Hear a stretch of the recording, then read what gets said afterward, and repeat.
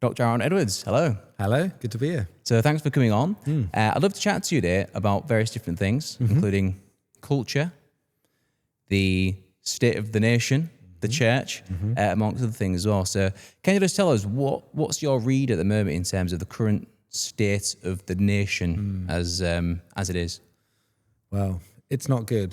That would be my headline. The read of the nation. Things are not going well for the nation in various ways. I mean, I think we have an absolute political turmoil, really. And I think that because infrastructure in our country still seems to work okay, you can go on trains, they don't always run on time, etc. Things work well, people go to their jobs, they have their normal life, they go and get their takeaways, etc. And they think this is just, life's kind of fine, we'll allow this to continue. Yes, we hear some stuff on social media, yes, we hear some rallies and riots here and there about these problems. There's some cover-ups of some problems here, but we'll just kind of carry on as we are. And I just think increasingly and helpfully, people are starting to say, no, actually, no, you can't do that. You can't just take away our nation like this. And I think one of the reasons for that, as I look at it, is obviously the bigger uber problem for me is secular humanism. Like liberalism, basically, that comes from let's get rid of God, let's get rid of the way that we understand biblical principles for how we think about our society and how it should be run. And let's see how we get on when we cut God out of the picture and put ourselves, humans, on the throne.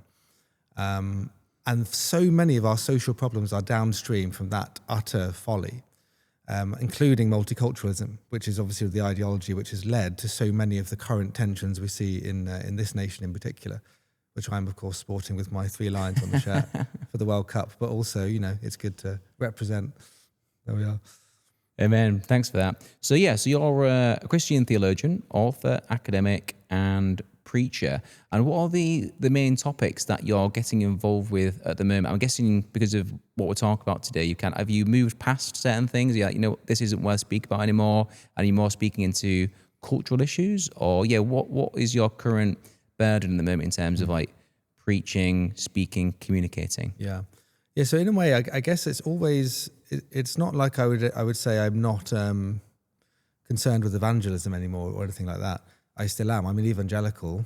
I'm really disappointed with much of evangelicalism at the moment, and I think it needs to be reformed drastically in so many ways, especially in relation to how it engages with the world around it. It's very different to how evangelicals of previous generations engaged with the culture and the society around them. It's a very recent phenomenon, and people act as though this is just how Christians have always done things, by sitting back and letting the world go to hell, basically, and then kind of just trying to snatch a few individuals from the flames or something and get them into the church, and then basically effeminize them if they're men half the time. And so it's a real problem. But so I really have a huge concern for the church. I would actually say that's kind of still my greatest concern, even though if I seem to be talking a lot more about society and other public issues, it's actually what the church is called to do. So if the church is called to disciple the nations, and we haven't been doing that, and we've not only not been doing it, but we've been castigating the people who are trying to, I think it's unbelievably ridiculous. It's such a ridiculous problem. And so for me, I don't actually think my MO has actually changed. It's just that I've sort of grown in the application of how it and the implications of it, really. So it's still like, believe the Bible, uphold the church and try to evangelize, talk about Jesus, talk about the gospel to transform hearts and minds. And then when you're a Christian, what are you supposed to do in relation to the culture around you? What does God give us to do? What did it mean to what he told Adam and Eve to do in terms of taking dominion on the earth? And then what does Jesus mean when he tells us to disciple the nations and spread forth the fragrance of Christ everywhere? What is that? Is it just evangelizing everyone so that they can come into the church in the same cycle? Or is it actually bringing the kingdom of God wherever we go? And historically, that was what liberals used to talk about. Evangelicals talked about conversion of individuals, get them into the church. So they would fight about doctrinal matters. If you come and attack the Trinity, I'll come for you. But no one's talking about the Trinity. Well, actually they are a little bit, but hardly anyone in the wider culture today, that's not what we're talking about. We're not talking about, is Jesus the Son of God or not? Loads of non-Christians funnily enough, would probably say Jesus is the Son of God without really understanding the implications of that. So that's not the thing we're dealing with. That has been a huge issue for theologians to deal with in other times. In these times we're in, the enemy is attacking in a certain way, in and through the malaise that we've been under of secular humanism and liberalism, so that it makes us so worried about doing anything that moves us outside that frame of thinking and speaking, which is why you get in the most trouble when you speak. When you step outside of that window without permission from the approved wolves, you are not allowed to come outside that fold, I'm afraid. You've got to come in here. You've got to come back inside where we've told you to be. And we go, hang on. Like, who's my Lord? It's Christ. If Christ is my Lord, then I'm following him. And they would say, well, Jesus wouldn't get involved in all of these other issues. He wouldn't talk about politics. He wouldn't talk about, immigration or multiculturalism. He just would welcome everyone in every way at all times. You think, would he? That's interesting. Like, that doesn't seem to be the full Jesus that I see throughout the New Testament, let alone the full expression of the Godhead throughout the entire Bible and throughout church history. So I just think that there's a real strange narrowing, a funneling of Christian concerns into a very small set of things that you can do that basically make no difference to anything in the wider world, that cause no trouble in the wider world. And that's kind of led to the state that we're in as a nation, which kind of affects the nature of the church as well. It just becomes more more effeminate, more passive, and doesn't want to advance the kingdom. And that's actually, by the way, I'm not just using effeminate in the sense of like, oh, we'll get onto this later, I'm sure. I think we will. Yeah, not just saying it in the terms of, oh, it's bad to sort of be like women or something. It's bad for men to be like women, and it's bad for the church to forsake its aggressive advance of the kingdom, which does include a kind of cultural conquest, but in the way that Christ would do it, and not in the way that, let's say, Islam would or Alexander the Great would have tried to do. It's a different kind of conquest, but it is conquest nonetheless. And I think it's something that many evangelicals, or many modern Christians in general, I don't want to just narrow it to that stream, have just been so timid. And so for that reason, that's why I care a lot more about these sociopolitical issues. I've had some people come to me and say, why don't you talk more about these things, like just normal in-house church things? And I guess I do every now and then when they come up. I'll talk about penal substitution in relation to Eastern Orthodoxy or whatever. I think I talked about that. But basically, what is the main issue that's affecting the church? That's what I'm more interested in, and that's why I'm gravitating to that. I feel called to do that and think, actually, why aren't more public voices doing that within the church? It doesn't make sense to me. Are you not awake? Have you got no eyes to see what's going on around you, and ears to hear the cries of lament that are coming out, and also the lies that are being perpetuated? That stop people speaking out against it? Isn't this the kind of thing that the prophets were speaking about? Of course, whenever you do that, are you saying you're a prophet? Are you saying you're like Jeremiah? Are you saying you're like one of the apostles? yeah, okay, well, maybe. Yeah, and it's just like they make all these stupid rules. Just like you can imitate Jesus when he's doing something nice that secularism would prefer, but as soon as you do something that secularism wouldn't prefer, that you don't have permission to do, as soon as you speak outside the Overton window, you're not allowed to imitate Christ. When he's doing something, it seems that it's just harmless, like being gentle and kind and loving and welcoming, the Good Samaritan looking after the Levite, that's fine. Rather than, actually, we need to oppose the bandits who actually put the Levite on the floor. No one wants to do that. They want to put the bandits up in hotels, actually, not making any specific application. Wow, yeah, there's a lot in there. Okay, so I think we'll come on to masculinity in a little bit. Yeah. I think like a feminine woman is beautiful. Like, but I think like you say, like a feminine man, even women would find that probably unattractive, and that's the way it is. Yeah. And I think in terms of men being men, that's definitely something which has been lost. I think when you mentioned Islam there, I think they probably do a better job of men being men. Yeah. That seems to me, from what I see when I interact with men from Islam, which is interesting. Whereas with Christians, writ large, there is a challenge with like, what does that mean? Which is why I'd love to speak to you about that. But touching upon the part you mentioned in relation to this is a Christian nation. So nations are mentioned in the Bible. This is a Christian message of what is a nation. So how do you see the state and the church having? Because I think, for example, the church is ultimately called to. It seems you can feel free to jump in on this, but to like minister to the people it's locale people that are around, but if the state is letting people in from all different parts of the world, for whatever reason, regardless of where this is, then the church, their job is to still minister to those people, I presume. So how do you see the distinction between the state and then the church and then their different roles? Because obviously we can, each nation, whichever one they are, they can evangelize to other nations, or they can send missionaries out, right? So yeah, how do you see the roles of the church and the state? Yeah, it's an important question, because that's what people often misunderstand about Christian nationalism. They'll often think that if you are advocating for a Christian nation, which I think is the bare level understanding of Christian nationalism, I would define it as the Christianization of the nations as nations, particularly in relation to the fact that God institutes nations, and they play a significant part in the eschatological process, because we still see nations in Revelation coming in, the kings of the nations in the earth, bringing their glory into the city of God.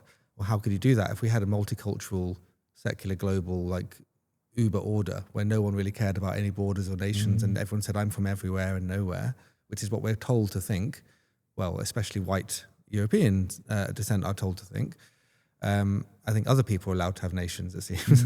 But if we're supposed to believe that, if the great thing is to let's just forget about nations, why do you even have flags? Why do you even have borders? It doesn't matter, because that's a secular idea, and it really, really frustrates me that Christians don't understand that. They don't understand, so many modern Christians, that is. I mean, most Christians historically, they didn't have to deal with the same problems we're dealing with, just to the same extent. But they would have assumed absolutely that they had the nations and the borders were actually relevant, even before the creation of a modern nation state, which people like to say is, the idea of nations has only been around for like 300 or so years or plus, when actually that's not really true. But people have always understood nations historically as people groups, and there even were borders around them. The difference would be if you have a state which almost makes those nations into a kind of economic zone with a certain governmental structure. That does do something that's different, but still you still had in the ancient world governance of nations, and God recognizing the governors of those nations and them having accountability before God, and the governments needing to be there to restrain sin, for example, and to be the bearer of the sword, as Paul says in Romans 13. Even non-Christian nations have some responsibility before God. That's why the prophets, all the major prophets, like Isaiah, Jeremiah, Ezekiel, they would often have oracles to the nations. Like, what's that about? Why does God care about Moab? And why does he care about Ammon? Why doesn't he just say, Israel, this is what you've got to do. Just focus on yourselves and tell all the other guys to just get on board and join or like do good. But he says specific things to specific nations. He has specific judgments upon them, and even uses them. They all play part in his plan. And so we've just kind of acted like that doesn't matter, and we've pretended that our understanding of kind of multicultural globalism, where we don't really care about nations, and really, if we could have our way, let's not have borders at all, because if you want borders, you're probably racist, and you should just let everyone be in. And usually when you say that, people go, "Oh no, I wouldn't say that." But they basically act and talk exactly like that, because you'd say, "Hang on, if we didn't have borders, would you advocate to have them?" And that's a good question you should ask people. Do you lock your door at night? Yeah, do you lock your door at night? If someone came and lived just to live in your lounge and said, "I'm here now, Good Samaritan, are you gonna accept me? By the way, all of my family are coming. We're gonna stay. All 9 of us are gonna stay in your front room. And if you oppose us, you must be a horrible, evil person." Nobody thinks that. Nobody does that. That's not actually what Christian hospitality is. Now, Christian hospitality, ironically, is actually more radical than that. You are called to love your enemies. You are called to be radical in the way that you love your enemies. And so I would actually advocate being extremely loving and kind to your enemies, including those that you would want to oppose their lifestyle and their ideology. I've often done that, but it makes no difference to whether people think I'm a horrible person for holding a certain view or not. So if you oppose immigration strongly and say immigration is not a good way to love your neighbor, and someone else says, "Oh, but it's so great, we can evangelize all of them. Isn't it great? Let's just have millions and millions more pouring in who are going to undermine, those especially who are there to undermine the culture and not assimilate." I think that's a really foolish way of thinking. And so it really comes back to, for those who care about biblical authority, to go, what does the Bible say about nations? There's far more than you probably realize. And isn't it worth reflecting upon that and looking at your forefathers in the faith and seeing how they sort of saw this and how they understood Britain as a Christian nation, and that's why they would send missionaries to other nations to be able to evangelize them and make them into Christian nations too. And so by God's grace, so many of the great Christians we have in Africa, there's loads of strong faith in Africa. It'll be very hard to convince, some of those Nigerian Christians who really know why they believe what they believe, just to come and tell them, actually, having an effect on your nation as a Christian is really terrible. We shouldn't have ever sent people to you in the first place. That was There's a really lot of passionate bad Nigerians. Yeah, exactly. It's like, don't say that. And I think that it's really obtuse. It's really short-sighted. And so, the notion of nations is something that needs to be recovered. And then from that place that we can start to actually think about how can we genuinely love our neighbors. And I think that it's okay to say you want to love the neighbors in your nation, by the way, as well. So for example, if you had someone, when you see the civil unrest that we see in the country, obviously I don't advocate for all of the stuff that people do in response at all. But you can understand why they feel the way they do, and they're just so frustrated with the political process. They don't trust the politicians. They don't see any solutions forthcoming in the normal patterns and the normal channels, and so they're running out of patience. And so that's why if they don't find political solutions, they just feel like the need to get there. It's not just venting. I guess maybe it is a bit of venting, but it's really that they need people to hear. Do you hear our voice?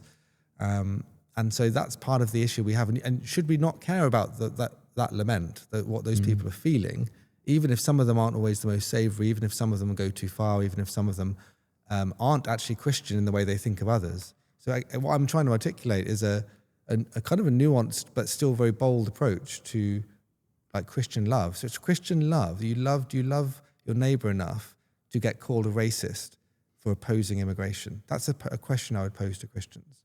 Do you love your neighbour enough to not care about what people think of you? Because what you're actually trying to do is going to be better for the immigrant and for the patriot in the nation where they're in. I would say the same if English people were in some other nation colonizing. I was about to come on to that. So, for example, so when I go on holiday abroad and I go there because I want to see their culture. Yes. And if, for example, I went somewhere like a Spanish island, and then when I see there's like some trashy English bars there, I'm like, what is this doing here? This is like garbage. Yeah. Like, I don't want this here. Yeah. Like, where's the taverna or the the traditional Spanish? Exactly. And it's it goes both ways. Yeah, and exactly I think right. to be fair, that it's like that is a frustration. Similarly, I've spoken to lots of people who visit here, tourists from other countries, and they want to see the history and the authentic like British way of life or whatever it is. And if that's doesn't exist, then I think that's a real challenge. And I think that's just common sense, really. I've thought exactly the same before when I've gone abroad, and it's kind of also.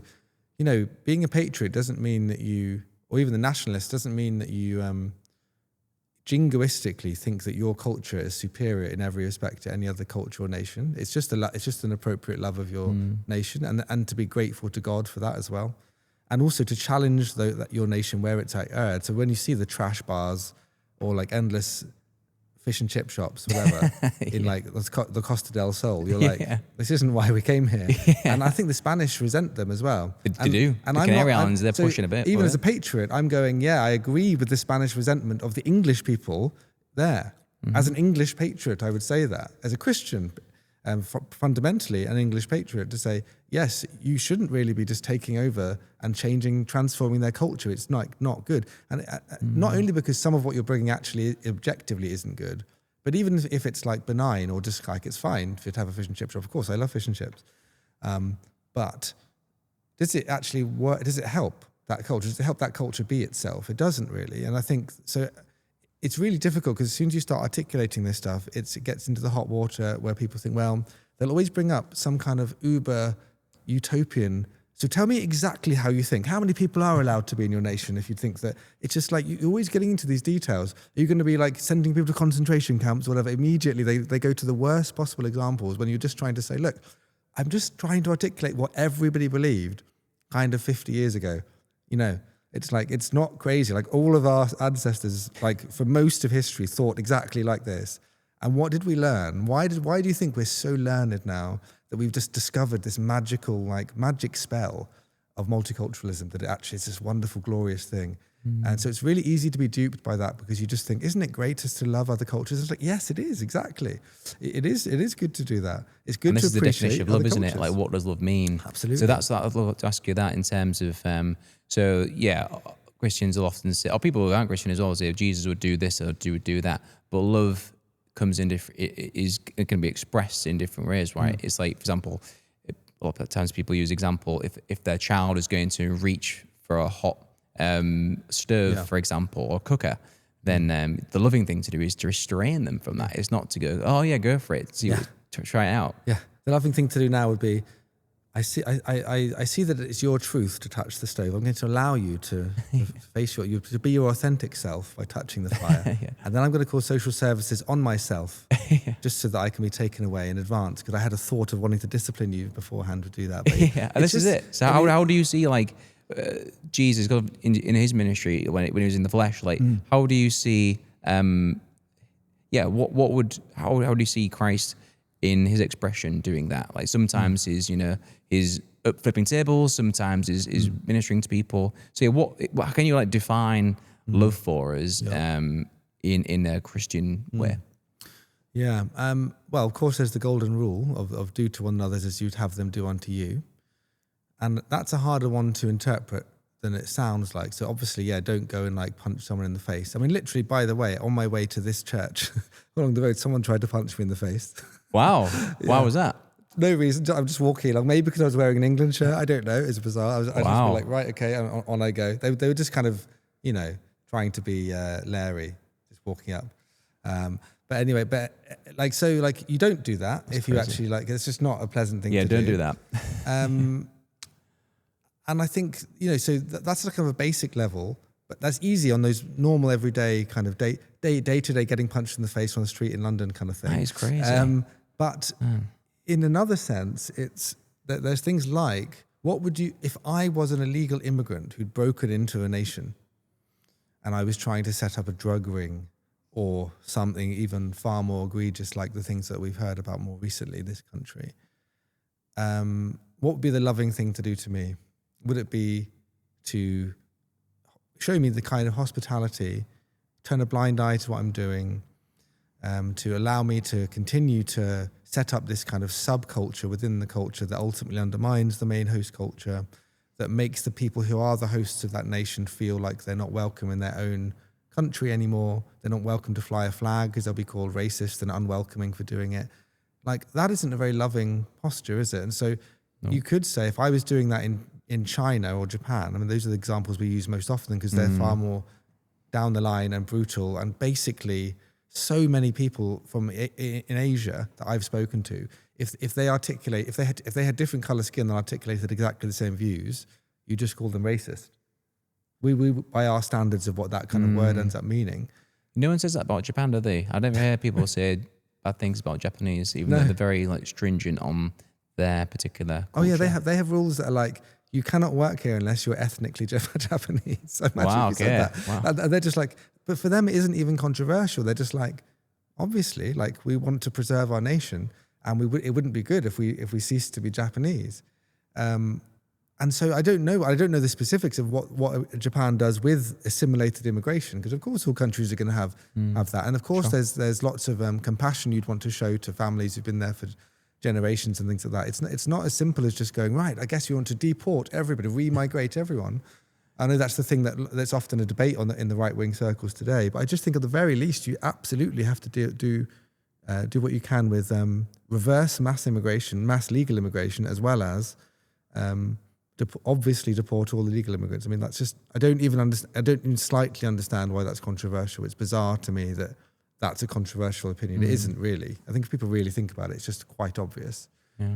Even President Obama, he deported millions of people. Yeah. And he's a Democrat, or the equivalent of the left here, Labour Party, I suppose. And that doesn't get mentioned very often. Yeah, and it's funny enough, I was in a US town, a small town in the US in Minnesota just last week. Beautiful place, really lovely. You could see that everyone really takes care of the neighborhood. Everyone's got these nice houses, they're very leafy. and you could sense that they're also very liberal. They're almost the champagne liberalism, the kind you get in some cities that you may be familiar with as well, up north even sometimes, where you get people on the nice part of town who've got their house, paid off or half paid off or whatever. They're doing okay. They've got their setup. They can afford to vote left.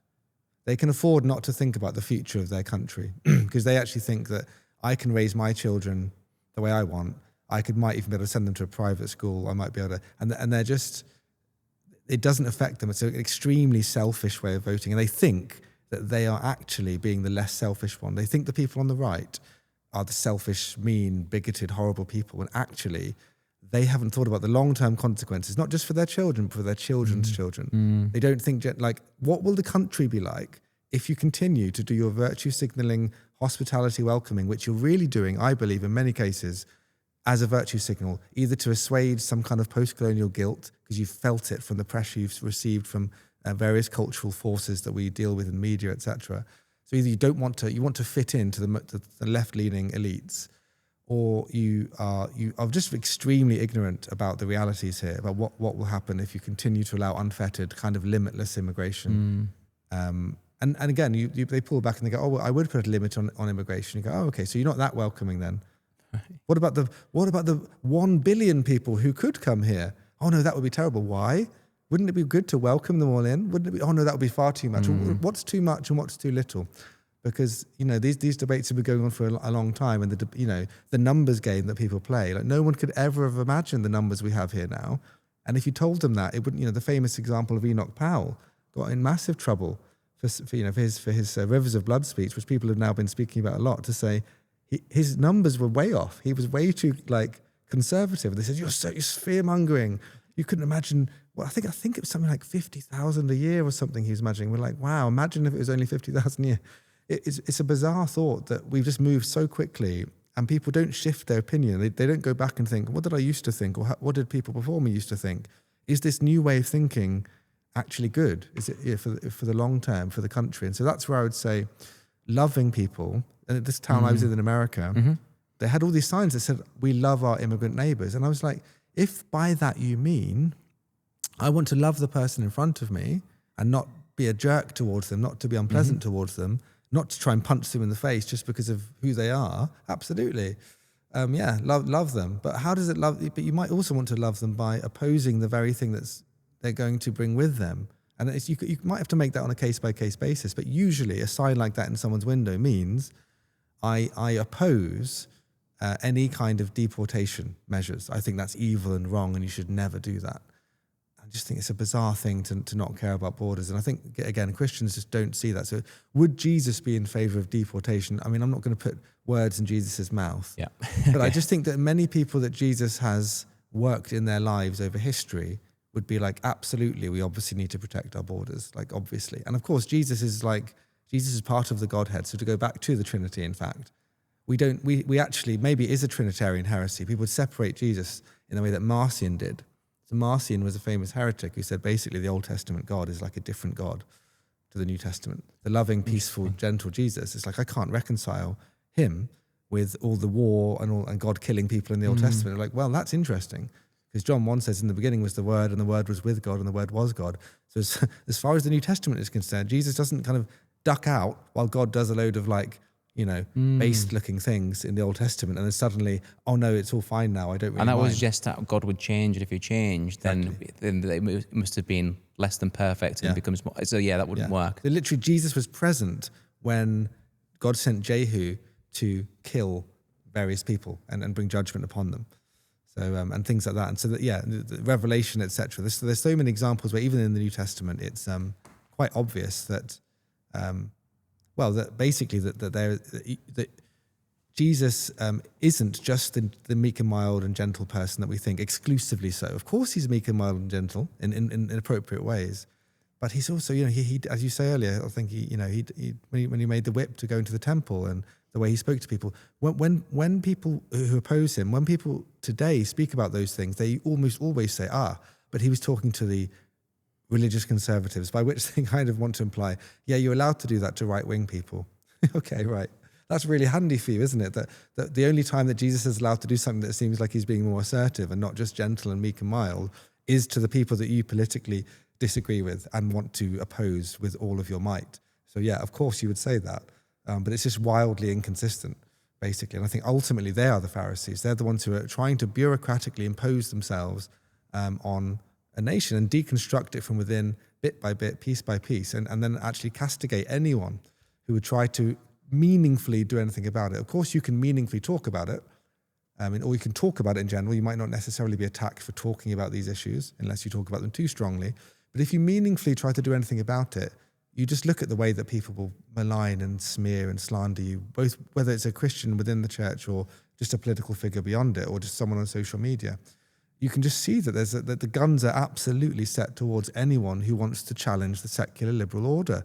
And anything that they want to do to undermine those foundations or to bring something that will actually make a difference. It's like, no, we prefer it when you did stuff that's harmless, that made you think that you were doing something to change it, but actually you're doing nothing. We preferred that because then you actually got it out of your system, meaninglessly going on around things. And while we carry on running the country and pulling the levers, that's what we prefer. Is that okay? Can you carry on? And the church leaders just go, oh yeah, brilliant. That's great. We'll be salt and light in our little way here. It's like, that's not the kind of, Jesus telling us to advance his kingdom and the gates of hell won't prevail against you. We just funnel that always into, that just means go and get some converts. Of course it means converting. That's the most important thing, to convert people. I'd love to convert all of the immigrants to Christ. But that's not always how it's happened. And King Alfred, who I believe God was using, who was a faithful Christian man in this country in the 9th century, he had to oppose the Vikings and secure the borders. He had to actually do something about it. He had to build a navy to go out and attack them where they were, so they couldn't keep raiding and coming in and taking more and more things. I'm not comparing immigrants to the Vikings, but I'm saying that wherever there is a way in which there are forces which are opposing your nation and the identity of your nation or the goodness of it or the ability of it to actually propagate Christian norms within a culture which are going to be good for those people, you need to take action against it, and then you can start to build culture. Then actually conversion is more possible. Of course, he did actually convert the Vikings in and through the way he dealt with them, but he had to protect the borders first. Yeah, I was reading in Dominic Muir's book Battle of Britain talk about that, and I think it was they're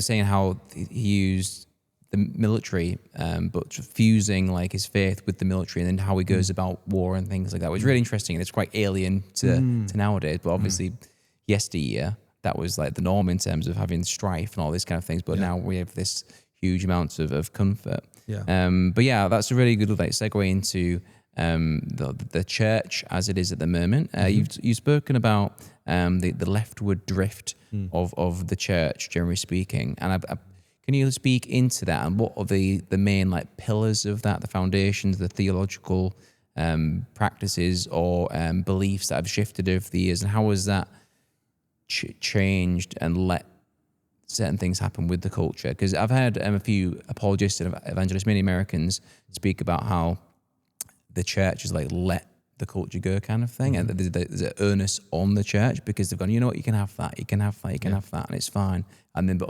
this is a case of not loving your neighbor, where you're just letting people do certain things, but then it's having negative effects on the people, the culture, the church as well. So what are the main, in your estimation, the main elements that the church has let go of the years, and what needs to be brought back or recaptured kind of thing? Because the church as an institution is very different now to where it was 100 years ago. Yeah, absolutely. Yeah, it's a good question. I think it's appropriate to notice these things. These are things I've probably been speaking about for maybe 15 years at least, to see the way in which you can see liberal churches going in that direction. Okay, so that's one thing.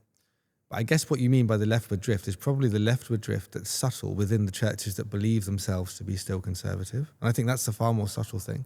It's actually easier to deal with when you've got somebody who's like, oh yeah, I believe in gay marriage now. It's like, oh, okay, I think we know where we stand now.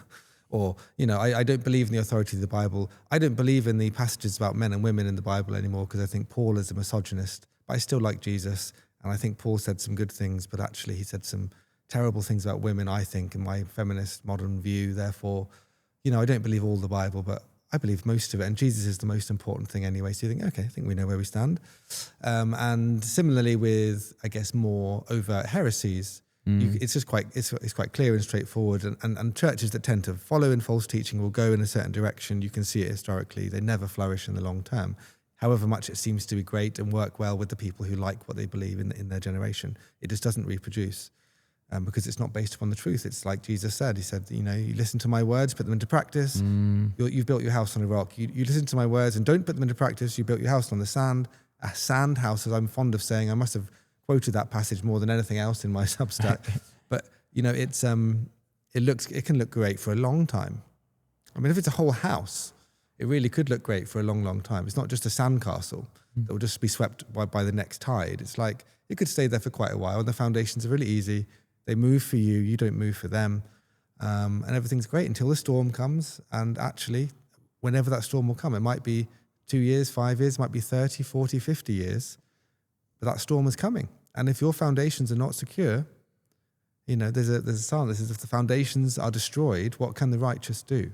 And we need to get back to where God is. When we say what he has said, what he's instituted, and be what a phrase I've been fond of using over the last few years is to be shamelessly biblical. So that means to take the shame of the world for believing the things that are wildly embarrassing to the secular zeitgeist, and just be like, to not care, to say, this is what we believe. This is what Christians have always believed, actually. Even in the wider traditions of Eastern Orthodoxy and Roman Catholicism, they have a different canon to the Protestant Bible. And they add traditions, there's different elements of it, but all of us would agree on the core books of the Bible and upon the creeds, of course, as a summation of Orthodox Christian doctrine.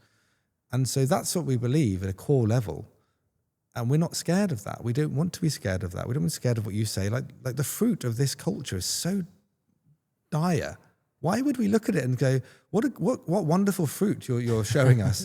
Please tell us what's the secret of your success? Yeah. What's success? There isn't any fruit. It's rotting. It's like going into an orchard and saying, look at this rotting peaches here. How do I get them in my garden? I'd love to have them. Can you tell me what you did with the roots? What did you do? Did you water them in a certain way? Ludicrous. You would never do that. Whereas you look at the fruit of Christendom, and so much of it is abundant, beautiful, wonderful, glorious. And no one's wanting to ask for some reason. Well, no, they are actually increasingly, but coming back to that. But the liberals who move away are kind of going, oh no, we don't want that.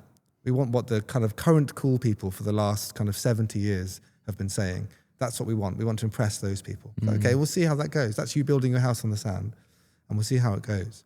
And I would love them to come back. I'd love people to repent, but they're just ultimately, the root issue is that they're moving away from the moorings of being shamelessly biblical, which is just Christianity 101. It's like, do you believe what God has said or not? Like, do you stand on his authority or not?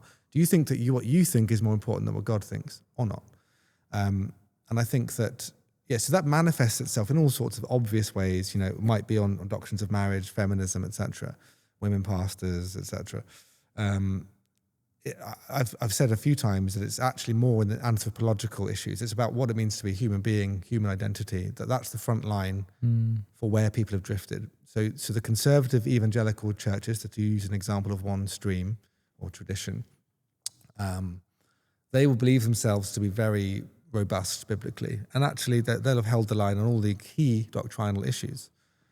But anthropologically, they've actually slipped, which is a doctrinal issue, like the doctrine of who humans are, the Imago Dei, and the notion of man being made in the image of God, and what God means by having created humans the way he's created them, and what kind of natural instincts that we have, and what wisdom is there that God brings to us to help us live those out appropriately rather than inappropriately.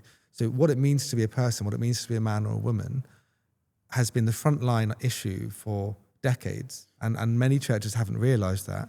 And they've been fighting like a false battle. It's almost like the enemy has put them into like a little room over here and given them like a video game to play of a battle. And they think they're winning this little video game because they've held the line on this or that little issue, when really the absolute devastation is happening out here. And the church thinks, that's something going over there. It doesn't really matter. This is the thing that as long as we hold the line on in here, we'll be faithful. It's like, you have no idea.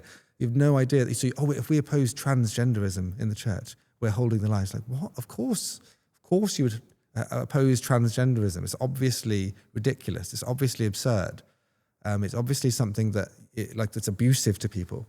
To take someone with gender dysphoria and to encourage them to go in a completely different direction from their natural inclination, as made by God, not as felt by them in their heart. That's wrong, and we know that that's wrong, and most non-Christians agree that that's wrong, even today. It's just a small number of elite woke ideologues who are able to try to copy and paste it into society, and enough institutions kind of went along with it for a while, but most people understand that's crazy.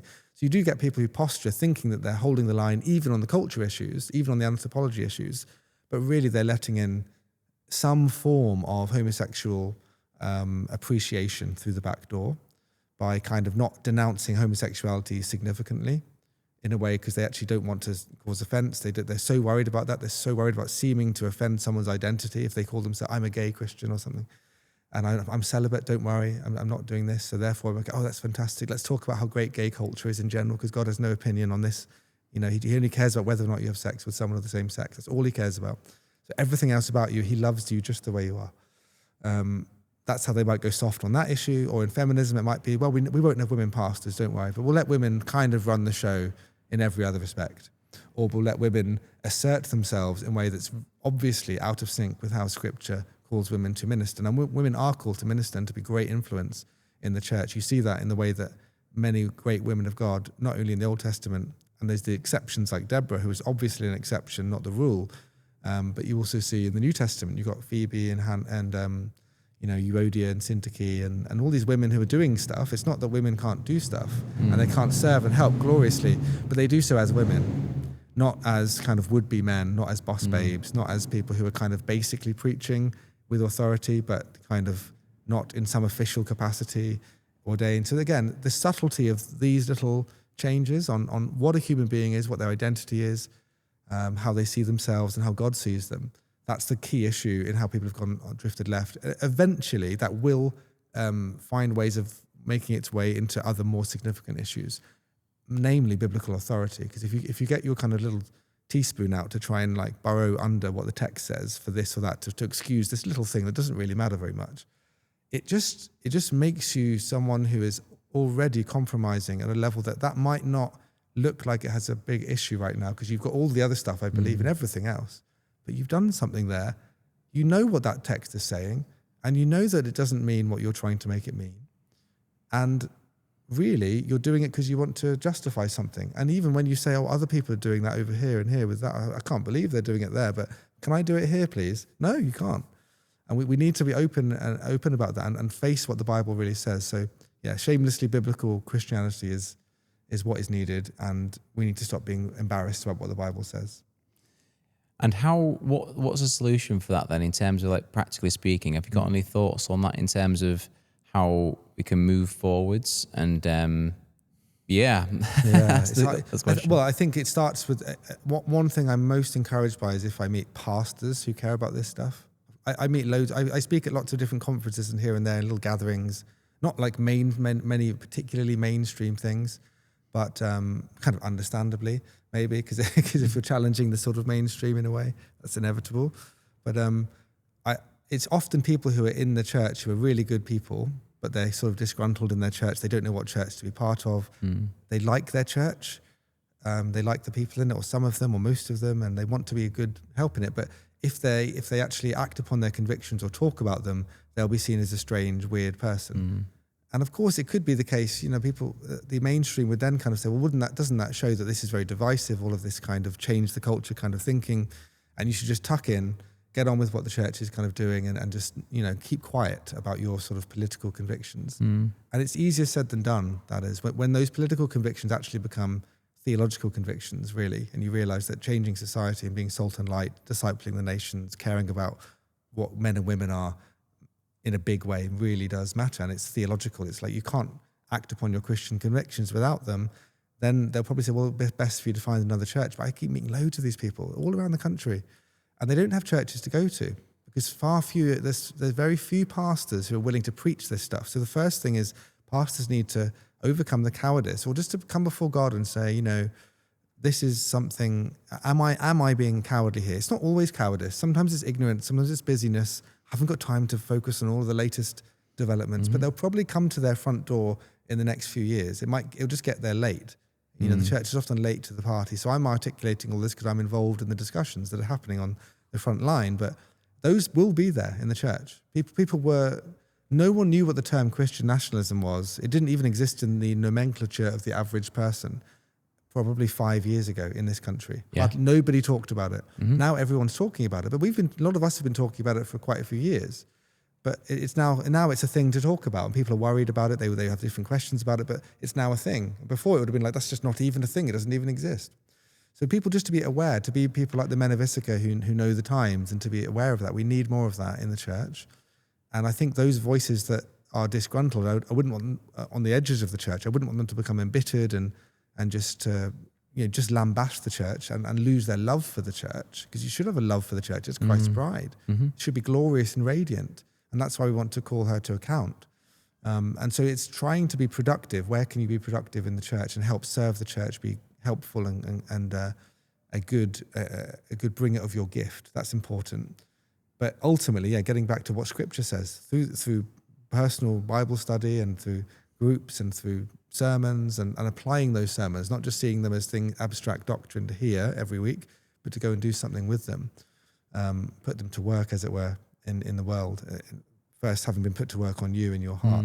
So I think it's really getting real about what the Bible says, and then basically with the openness to going, what's going on in the culture that threatens being able to say this now? Like if Paul said so many of the things Paul said, he would be cancelled by most of the institutions that are Christian, let alone the secular ones. 100%. Most of the Christian institutions would defund him and say, this Paul is really unpleasant. He doesn't really know. He said that all the Cretans were liars. I know at least 2 Cretans who aren't liars. You know, it's all of this kind of stuff would get him in trouble. And so how do we imitate that? Being willing to imitate it, not to get in pointless trouble, but actually when you realize that you're under this massive haze, to be willing to kind of break through that wall and realize actually it's just a fake force field. It looks like a wall you're not allowed to go through, but it's like a computer program and simulated wall. You know, it's like a matrix wall, and they say you mustn't go over this wall. You go, okay, what if I do?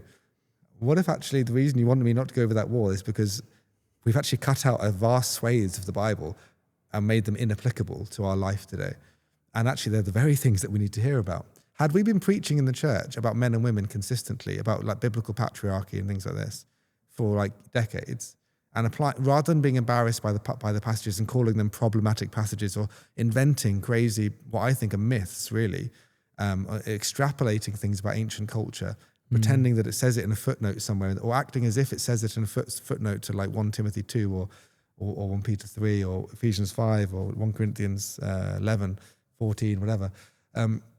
All those passages that come up about the men and women stuff. If we'd been preaching those properly, we'd be really well prepared for this anthropological moment where the secular humanism is really trying to get between how God has made men and women different and how important that is for all of society. Like it affects absolutely everything in society. It's not just like this little kind of hobby horse side issue or bonus issue that you have on the side. It literally affects everything in society because it affects families, which are the basis of society. So if you don't get families right, you don't get society right, you don't get nations right, the whole world goes to pot. God literally knows what he's doing when he made men and women very different and gave them particular roles and proclivities and backed up a lot of that with ongoing revelation about how they should conduct themselves. And we've just gone like, actually, what if we just ignore that, see what happens? And that's the result we've got. That's why we get the rotten fruit we've got. Wow. Yeah. For leading our own understanding, it doesn't go well. Yeah, exactly. And I think, like in terms of our nature as well, just touching on the men and women aspect, when we do align our actions and so on with our nature, there's more flourishing as well. Yeah. There's more fruit. We're happier, more content, and all the rest of it. And seems to work out. I think, because of hyper-liberalization in the West over the last however many years, it seems like to say some of the things you're saying now seems extreme just because we've gone so far the other way. Whereas there are a lot of other cultures in the world which this is alien to them, and they look at us like we're weird. So, it's amazing. I can remember going on behalf of the college I used to work for before they fired me for speaking out against homosexuality. Of course, that would happen, in this culture, and evangelical college at that. I went on their behalf to lecture in Nigeria to all of the Methodist archbishops of Nigeria, and they oversee 5 million Methodists at the time in that country. It's a lot. It's a lot. Yeah. Wow. They're responsible for a lot. There's a lot more Methodists in Nigeria than there are in Britain. There were last count that I remember, the last big number I had was something like 170 odd thousand. It's probably less than that now, significantly, in this country, that is. Right, okay. And this country still, the Methodism here has all the money still, or lots of it. Yeah, and the gravitas of having the buildings and things like this. But anyway, Nigeria, they've got a lot of heart. They're actually, they're closer to John Wesley's legacy than many of the British Methodists today are. And they were just like completely dumbfounded. They were asking me, they're like, Brother Aaron, like, how do they do this? How do people in the West do this with the Bible? How do they say God made male and female, and then they say you can change your gender? And how do they say that man can marry a man? They were literally like looking at it like, can you, like, we haven't received the memo. Like, it's really insightful when you see people who haven't been fed with the kind of absolute kind of long-term psyop warfare that we've been under. Like, you think of every advert you watch, every little Netflix series, every comedy here and there, even when they weren't so bad, they've been on a declining scale for years doing this very thing for decades of you consuming far more content. Even before social media age, we've been consuming content that backs up secular liberalism and feminism, etc., for decades and decades and decades. So what's that going to do to you when you've got like one sermon on a Sunday and maybe a little Bible study here or there? You pop in and read your Bible every now and then, and you filter it through the lens of what you think is the normal way of thinking and being, which is just absolutely foisted upon you like an avalanche, and we trust it, and as if like that's coming from the down from on high, like that God has actually said, oh yeah, all of that stuff, all of that avalanche of cultural junk that you're getting, that's what I really want. That's me being, through my spirit, I really want to teach you this. I want to teach you that multiculturalism is glorious and wonderful, and if you speak against it, you're a horrible person. The secular globalists, they got there before you somehow. It's so ludicrous when you really think about it, but it takes coming out of that bubble and going to another culture that hasn't had quite the same level. It doesn't mean that those cultures are immune to other dangers, and the enemy is very clever and will attack from different angles, of course. None of these other places are perfect at all. But they just haven't got the same level of propaganda that we've been subjected to. And so they're far more bold, to speak out about these things. That's why, for example, in Nigeria, they'd be far happier attacking homosexuality. I got fired for saying homosexuality is invading the church. Then I went on to make other points about evangelicals they're embarrassed by their homophobia, that's why they don't talk about it, and saying this is a gospel issue because we can't redefine sin. If sin isn't sin anymore, we don't need a savior, so you haven't got your gospel anymore, your nice pietistic gospel where you stay out of trouble. In Nigeria, they were always saying homosexuality is the invasion. They were talking about it all the time. They might even say homosexuals are the invasion. I didn't even put it that way because they wouldn't want to say... Use of the behaviour. Yeah, I was saying the actual idea. Not the person. But they would, so many of them would say, as in Christians in Nigeria, would often just say homosexuals are invading the church. That kind of thing. And, we need to be challenged by other brothers and sisters in the church across the nations. So it's not just about being, that's why I said earlier, it's not about being jingoistic and thinking that because you want to care about your nation, you're proud of your nation, proud of your country, you can't learn from others or you can't appreciate others. I did a whole talk on these themes just the other day, and I quoted G.K. Chesterton, his famous line where he said, you can't appreciate a love of country, someone else's country.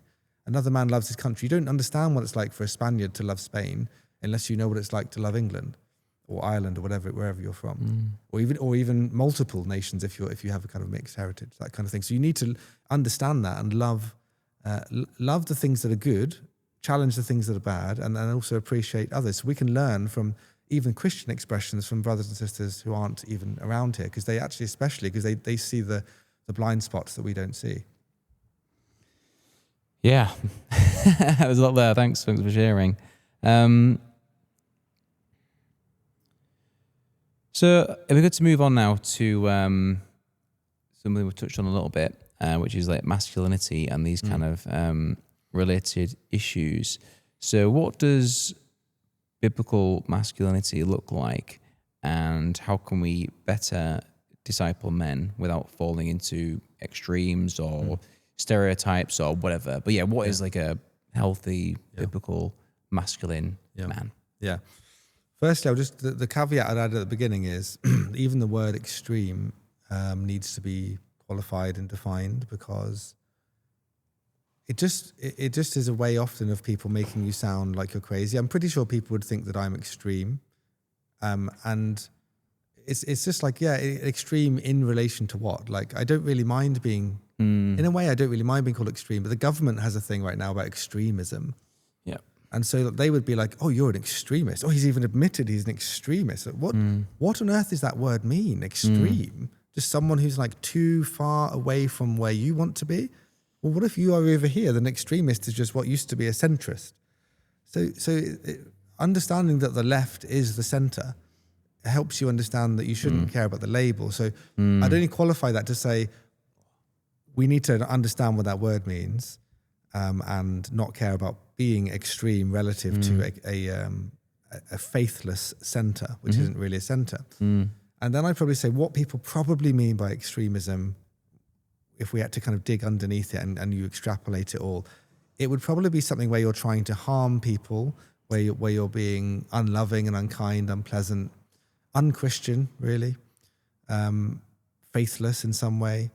And I guess they could say you could be extreme to the further left, you could be extreme to the further right. So those voices do exist. You know, there are people to the right of me, and they're not all terrible just because they're to the right of me. I'm keen to say that as well.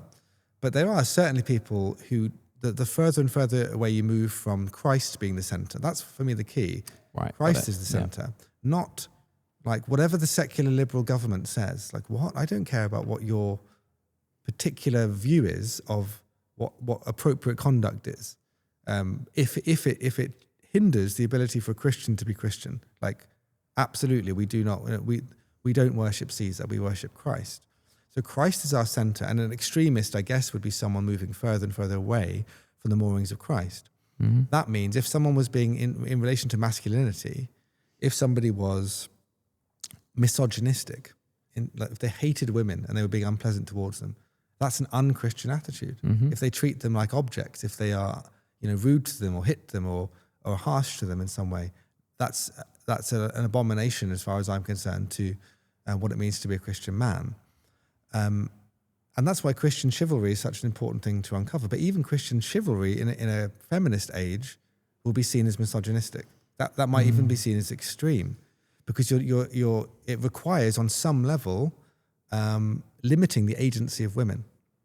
And in a world that says we want that women to have the exact same agency as men in every respect, in every institution, wherever you go, that's what we've decided we want to have. And if you don't agree with us, you're an extreme misogynist. Okay. What if doing that is worse for women? So if the premise is we want it to be better for women, and we want to liberate them from all the oppression they've been under for all of history, including the oppression that would have to implicate God in that. God would have to be an oppressor, because the things that are in the Bible are absolutely oppressive by a feminist lens for women. I don't believe God is oppressive. I don't believe God hates women. I believe God loves women. And therefore, a good man is somebody who understands what God requires of him as a good man, and therefore also what God requires of women, and then what God would say to each in their own distinctive areas of life and the way that God's made them. And of course, it doesn't mean that men and women aren't of equal value, all of this normal stuff. But we even having to say that is also kind of like us having to respond to egalitarianism. Are they not equal? Well, you probably would say that that the Bible doesn't treat women and men equally. It doesn't really treat them equally in the same way, like the same amount of this, the same amount of that. I just don't think that's not really a rubric that the Bible cares about.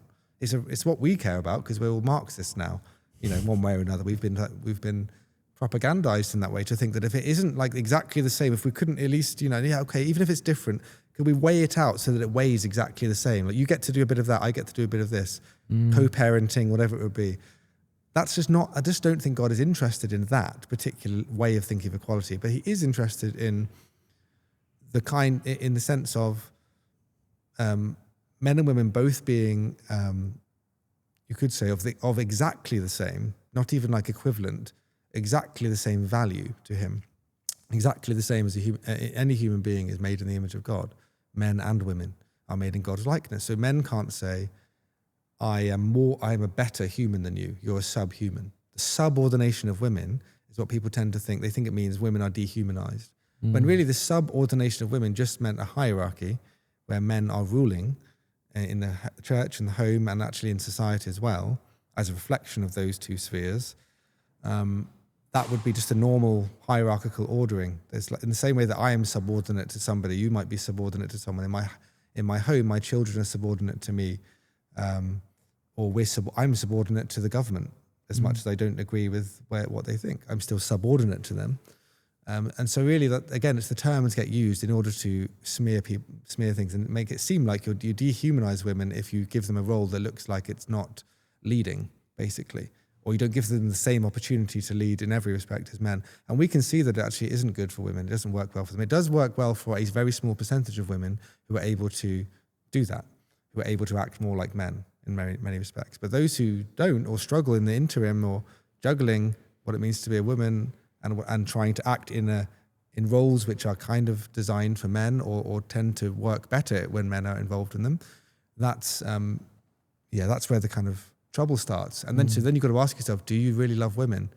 Is it possible that actually feminism is more misogynistic than what they would call patriarchy? So that's not to say that there aren't people to challenge in the patriarchal mindset who believe in certain hierarchies of men and women, and then they can move beyond the Bible, beyond what God institutes as wisdom and as authority for how to think about these things. They can take them into a wild direction and become cut off from Christ. Then Christ is no longer the center. He doesn't you haven't got Christ kind of orienting you about what it means to be like, let's say, a faithful husband or a faithful father or a faithful brother.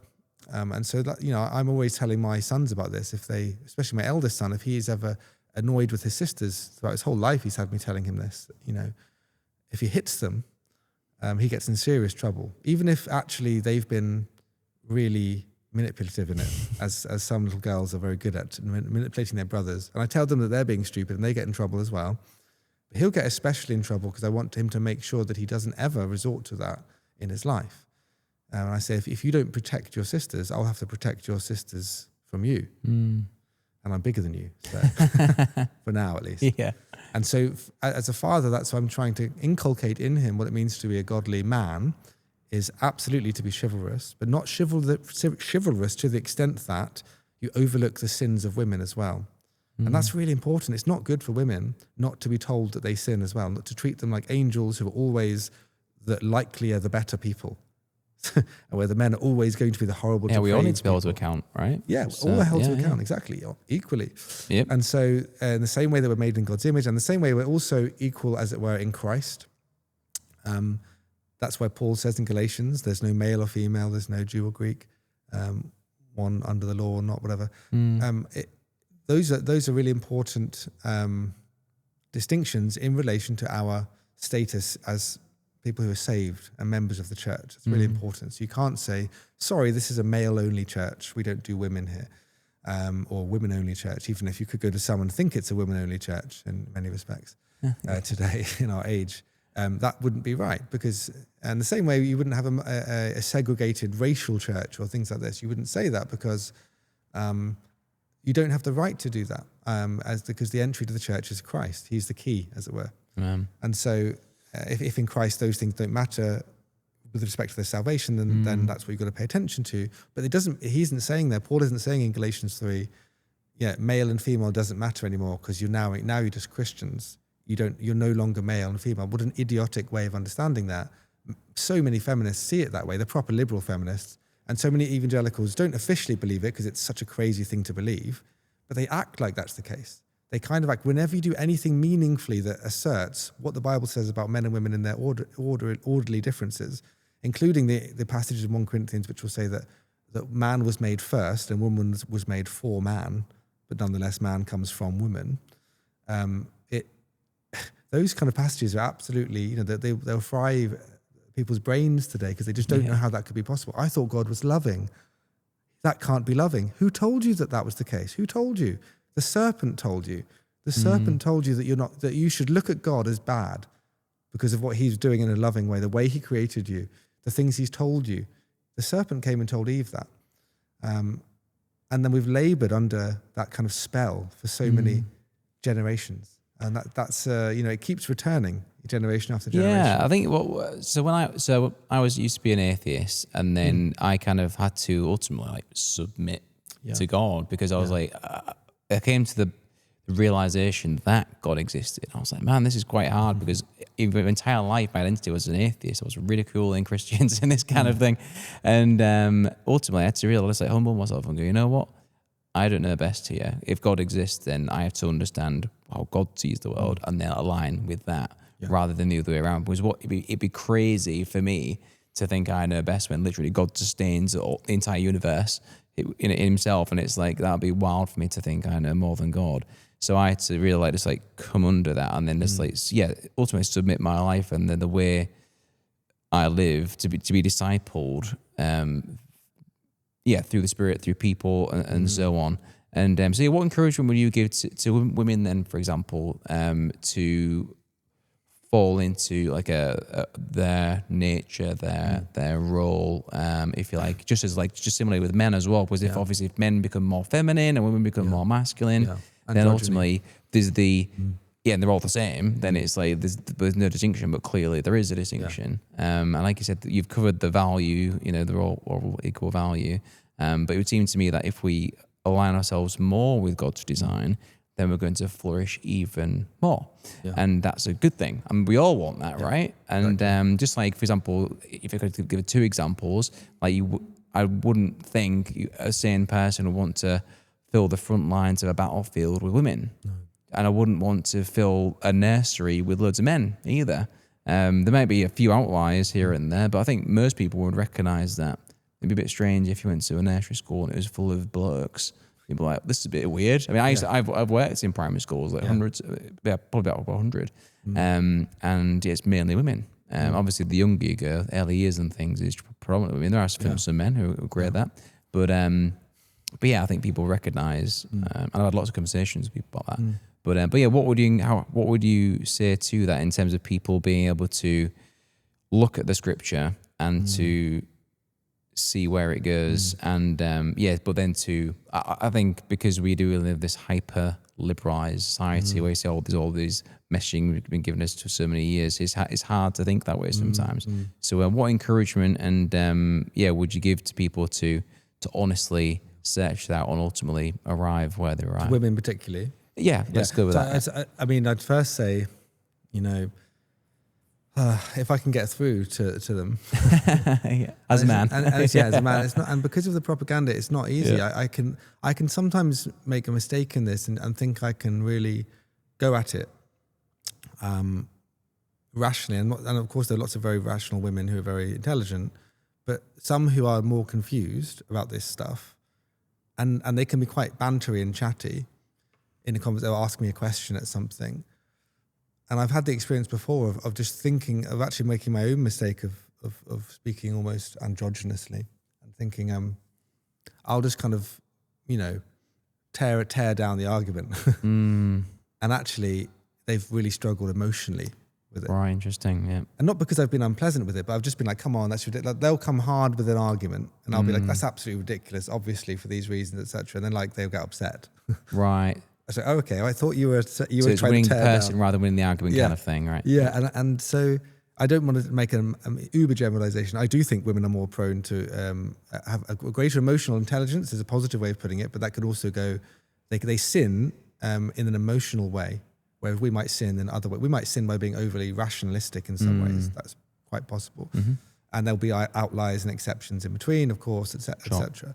But that will definitely be a way in which they move. So if I do get to a conversation where we can really go at the details and the content, and sometimes this has to be done indirectly in some ways, it will be to try to point out at some point in your life, you will want children. Like 99% of women will. And whatever they tell you, whatever you're feeling right now, that is the case. And you'll get to an age, you'll get to your 40s if you decide that actually maybe I don't need to. You might not think that you do want to. When you're getting to your 40s and 50s, if you're a childless woman, that's a really hard thing. It's like existentially heartbreaking for lots of women. And lots of women have had to face that. And they've regretted decisions that they've made earlier on, whether to get abortions or whether to avoid marriage or whether to use the pill to such an extent that they become infertile when they actually do want to have children, or just to avoid it entirely and think, focus on my career, and then I'll hopefully find myself a husband, or a husband will find me at some point. And it's really sad to continually meet women in their mid-30s who are still kind of hopeful that they could have children. And you know that they're like eminently less marriageable prospects for many people. No one thinking like that because they think, oh, that sounds very like Victorian, talking about different prospects for marriage and things. I thought we moved away from all that and graduated into this lovely, wonderful utopia. It's like, no, it isn't. We got relegated to a dystopia. We didn't graduate to a utopia. We didn't get promoted. We got relegated. And yes, there were things that needed to be tweaked in previous cultures and eras and generations, but what we have now is objectively worse for women and for men in so many ways. And that's one of them. And so it's like trying to get the message across to teenagers and young women, people from a young age, raising children from a young age to understand these things, to understand that marriage is normative. And that though Paul would say, I wish you were as I am, and single and devoted to the Lord, that doesn't mean just stay single and get a job and do what you want and then think about marriage later. When Paul is saying in 1 Corinthians 7, like, you know, if you could manage it, do what I'm doing, because then you could be totally sold out to the Lord. You can go and do the kind of mission that I'm doing. Like, amen, if people are called to do that. That's a very particular calling. Paul is very particular, his calling is very particular. And historically, when women did that, they'd more likely that they'd become nuns. So they'd go to a nunnery and make a vow of celibacy, and they're devoted to prayer and to good works of service. If you want to do that, absolutely. If you're not, and you know there's something in you that wants to get married, you need to think about what that means, the implications of that. What would help you to get married one day? And acting more like a man is the opposite. It might still get you married, actually, if you want, but it'll get you married to some, you know, feminized whelp who wants someone who's a bit more like a man. That's why for me, homosexuality is actually linked into all this. It's like homosexuality isn't a separate issue to the issue of feminism. It's kind of messing up the order of men and women being different. If a man can marry a man, it's like we don't really associate the difference, but sometimes it's the same, the gender bending. It's like if you get a more masculine woman and a more effeminate man, they might actually feel like they connect better. Because the man might think I needed someone to lead, basically. And she's like, I needed someone I could boss around. And so she might find herself, but not the kind of husband who would actually be good for her long term. She won't even be happy. Some of these feminist women who boss their husbands around are the least happy women because they kind of think they're getting what they want, but really that's not how God's created them. And you can see it. You can see that there's not a contentedness and a joy there. I'm not saying that everyone on the other side has everything right. Everyone's marriage is perfect who embraces biblical patriarchy or whatever. But I'm just saying that that's the epidemic we see, and undermining that is really key. So you have to. I would encourage men to try their best in a loving, kind way that is, you know, persuasive, to try to get that message across to women as well, and especially fathers and mothers. I mean, mothers especially have a really vital role here.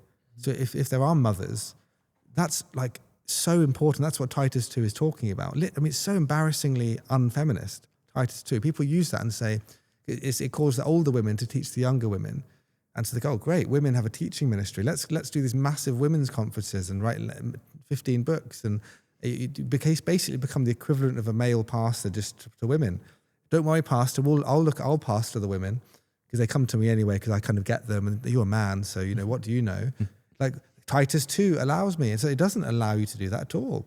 Titus 2 is talking about women and being called how to love their husbands well and to be good at working at home.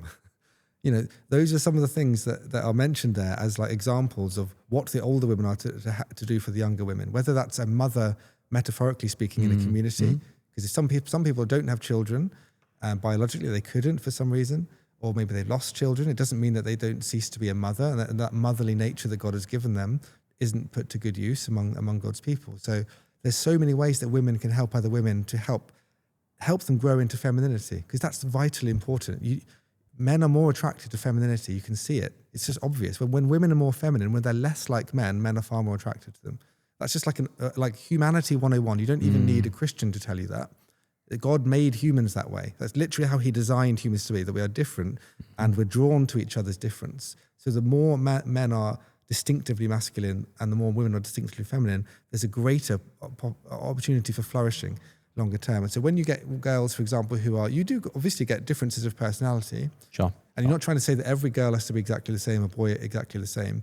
For example, if you had like a tomboy, I think historically they might get that out of their system, but they'd still be kind of constrained by the societal expectations of femininity, that they would eventually be able to kind of fall in line. It doesn't mean they cease to be the kind of personality that they are. They might be a little bit more outgoing. They might be, they have a different way of analyzing things, whatever it is, and they might be good at sports in some way. It doesn't mean you kind of masculinize them, say, right, you need to go and like play sports all the time and become like, and hang out with the guys.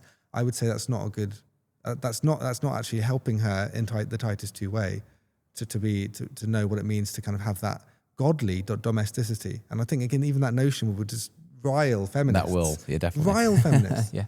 Because they just, you're domesticating us. That word has become an evil word. But you look at the Proverbs 31 woman, she's a domesticated woman, but she's extremely her flourishing is phenomenal. Her like ability to, to have an impact upon the culture around her is absolutely phenomenal. Women have arguably, probably the same or greater even in some ways because they're mothers, impact upon culture. They certainly don't have a small impact on culture. Yeah. Like the impact that women have on culture is monumental. A lot of people, I think a lot of people underestimate that, and I think that's what a gift that is to literally create a human being and then to disciple them. I think that's very much, it doesn't get spoken enough about in terms of what a good thing that is. It's bringing life into the world. It's a very godly thing to do.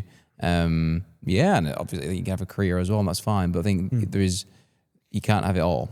Ultimately. And the thing is, it's like it's again the exceptions. It's not like you want to make these rules entirely, but like if you say you can have a career as well. Well, actually, part of the problem is that's the default. You'll just go and get a career, and that's like what you need to do. And actually, I think we need to realize that again, the Bible is a bit stronger than that in terms of the way it would direct. Like obviously, that this is what you'll be wanting to do, to train them to love their husbands well. What if she doesn't want a husband? What if she doesn't want to work at home? Well, sorry, Paul didn't add that caveat. Well, he would have done if he saw feminism. I don't think he would. I don't think if he saw what feminism had created, what it had spawned in this modern dystopia, he would have said, "Oh, actually, this is working really well. I'll amend what I said and add something else." So I think it's really important that we have a more positive view of what home life is, so that we don't allow the feminists to dictate the agenda by saying this means a horrible subjugated existence where you're just like a slave to your husband in some way. That's actually part of the problem, that we allow them to set the agenda. We allow them to set the terms of the debate, and then we go, "Oh, is that what it is? Is that what domestic means? Is that what being homemaker means? Oh, I wouldn't want to agree with that. No, God, my Jesus would never agree with that." Well, neither would mine, but like that's the problem. The myth has been created. We've just believed the myth of what they've said, and then we've decided to kind of apply the word of God to fit it, which is just a really stupid way of going about engaging. Yeah, man, I think this is such an interesting conversation. I think this needs to be had, regardless of what people think about it. I think this needs to be had on a much larger scale in churches and otherwise. And ultimately, just like the market, the free market, the fruit will occur. You'll see people who don't have kids and there's demographic collapse. They won't. That family line for those people will end.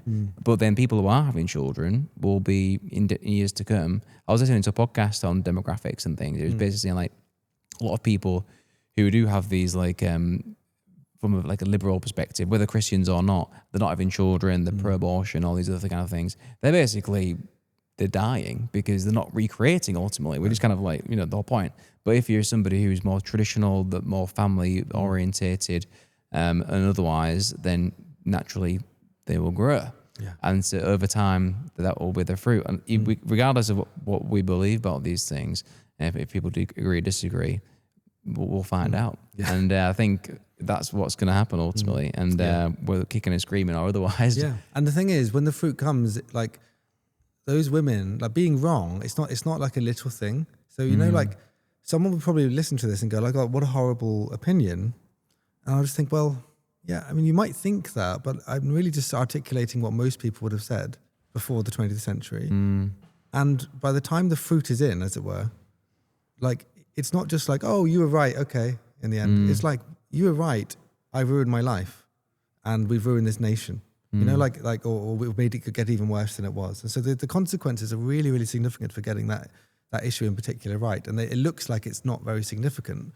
It looks like it's just this, like, as I said earlier, like a kind of bonus opinion. But actually these issues are, so much hangs upon them that have implications for people's whole lives and families and therefore nations and cultures.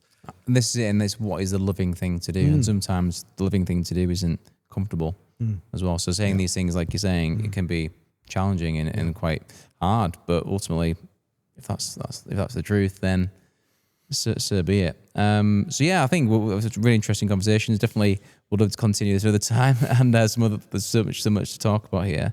So yeah, is there anything that you'd like to touch on as we come to finish? Is there anything you think that would be like a message or like a topic you'd like to touch on to finish off with? Well, I mean, I guess we've touched upon the sort of the key areas that I think are important to get to. I would say maybe we mentioned masculinity earlier. I think we talked about women there quite a lot. I'd probably say talking about men is also important. Yeah, sure. And I'm just finished writing a book on David's mighty men and the battle for Christian masculinity. There's been masculinity has been a really big industry in the last couple of decades, maybe the last half decade in particular. Lots of different takes on it and lots of shifting of the Overton window. And I think you mentioned earlier, there are voices further on who are sort of winning people to a very different approach. And so the need to recover a genuine, thoroughgoing Christian masculinity is really important. And people, again, think that they have that, but I don't think they do. And so I was talking about the concept of David's mighty men and how influential they were at putting David back on the throne, and how that mirrors Jesus and his disciples and to some extent us as Jesus's men, to kind of call to be mighty men and to be in brotherhoods and to encourage one another. In the same way that women are called to encourage one another's femininity, men need to encourage one another's masculinity. And that's difficult when you're constantly sort of under surveillance for this or that tone or opinion, which actually isn't an unbiblical thing, but it's out of step with the current conventions of how you act or speak. And that's part of that is sort of means that men are endlessly kind of squashed and pushed into a different mold so that they can't actually flourish in the way they should be. And it really isn't good for them. It doesn't help them to kind of grow and be the sort of men of God that they're called to be and to take action and then to take ground against the enemy or to stand their ground when the enemy attacks. We've just been really passive. We've stayed out of the fights that we needed to be in.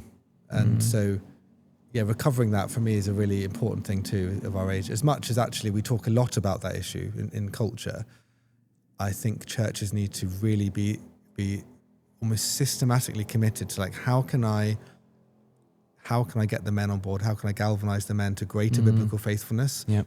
Greater Christ-likeness, and that will be different that will mean something different for different men, their personalities. They may need a certain understanding of things. They may need a certain training in what it means to follow Christ from the different directions where they come from, but they need to be knowing that Christ is the most masculine man there has ever been. He's the perfect, not just the perfect human being, the perfect man. It wasn't just that God became flesh, it's that God became male. And that is a controversy to many people. Of course, that still means he represents men and women, but he became male. And so when you want to look at an icon of who's the best male, it's Jesus. And that doesn't mean what most secular liberals think, which is, that means the meek and mild and passive guy who's always peacemaking and who would be... That's one side. Yeah, that's one side. And it's like there's a difference between peacemaking and peacekeeping, for example. So they just misinterpret Jesus. They get Jesus wrong all the time. And so we're saying there's a whole other side to Jesus, and he's willing to be confrontational when it matters, not for its own sake. He can be gentle when it's needed. He just is the epitome of wisdom and truth. He is the way, the truth, and the life. And so because of that, what better example have men got? So even non-Christians, if there are non-Christians living to this, you're trying to think of what it means to be a man. You might have seen stuff online, social media.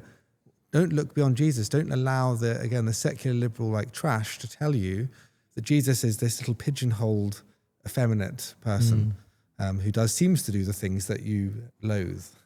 And actually, maybe you need to understand why the things that he does that you loathe are actually good and loving things in their context. But you also need to understand this whole other side of Jesus, which is intended, actually, not intended, like you're intended really to follow in his footsteps, to imitate those who imitate him. And as we do that, I think we'll be able to advance the kingdom within the culture, and we will be good news for the nations with the gospel at our right hand, as it were, bringing the sword of truth as well, and the sword of the Spirit, the word of God, shield of faith, etc. All the stuff in Ephesians 6 which equips us for the spiritual battle that we're in. That's what it means to be a man of God. And it doesn't just mean to be that in your head in terms of just in your prayer life. It does mean to take action in the world and to be a difference. And I think it's easier said than done, but we really need to. Jesus was a man of action as much as he was a great teacher. And that's what we're missing, isn't it? There's a lot of the talking, this and that, but the action is just, we are missing. Yes. I mean, I'm sure pretty much everybody recognised that. We have a very much a lacking of men, actual MEN men. Yes. I think a lot of people recognise that, and that's definitely something. We'll recognise. So great speaking to you today. Can you let us know a little bit about where we can find you in terms of online? I know you have a Substack. Tell us about that. Yes, my Substack is called That Good Fight. I think it's thatgoodfight.substack.com, but you could probably put That Good Fight Substack or my name, Aaron Edwards, in the Substack into Google or something. We'll link it. You'll find it. I'm on Twitter occasionally and Facebook and these places. I have a couple of podcasts. One that's That Good Fight, A Reformation for Gentlemen, which is on Spotify and all the normal places, and on the Substack. And I've also started doing doing something with Jamie Bambrick on his YouTube channel. So we've started doing some podcasts material as well now. So that's good. Yeah, check them out. Yeah. So. Dr. Aaron Edwards, thank you so much. Thanks very much.